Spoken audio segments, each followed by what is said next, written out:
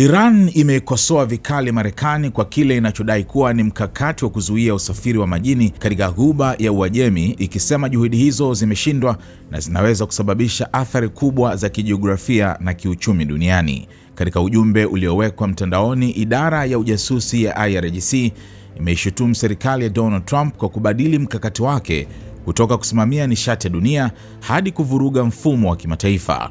Shirika hilo lilidai kuwa hatua ya kuzuia usafiri wa majini ilikuwa sehemu ya mpango mpana wa kuzuia nguvu za China, Urusi na Ulaya.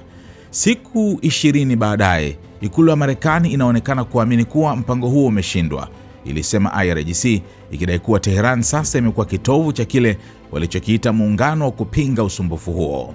Kwa upande wake, rais wa Iran Masoud Pezeshkian naye amesisitiza kuwa juhudi zozote za kuizuia Iran kupitia baharini zitashindwa. Katika ujumbe wake wa siku ya taifa ya Ghuba ya Uajemi, alisema njia hiyo ya maji ni sehemu muhimu ya utambulisho wa taifa na ishara ya mamlaka ya Iran.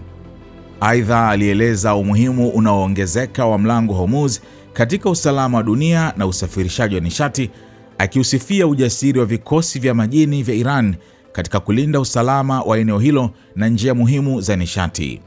Pezeshkian pia aliishutumu Marekani na washirika wake kwa kuhamisha presha kutoka uwanja wa kijeshi hadi sekta za uchumi na bahari, akisema hatua za kuzuia biashara ya majini ya Iran zinakiuka sheria za kimataifa. Alionya kuwa iwapo kutatokea ukosefu wa usalama katika Ghuba ya Uajemi, Marekani na washirika wake watabeba lawama. Hata hivyo, alisisitiza kuwa Iran inaendelea kuunga mkono uhuru wa usafiri wa majini, lakini akaeleza kuwa usalama wa kudumu katika eneo hilo unapaswa kujengwa kupitia ushirikiano wa nchi za ukanda huo na kuondoka kwa majeshi ya kigeni.